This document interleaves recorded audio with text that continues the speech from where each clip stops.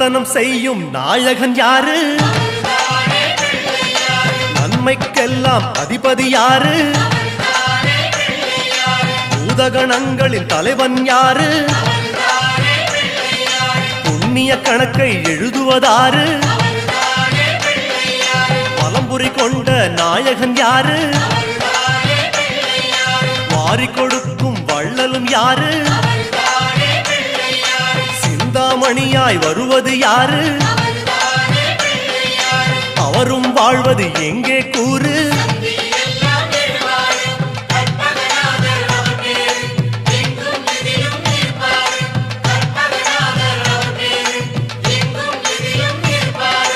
அருகம் புல்லில் அசைவது யாரு?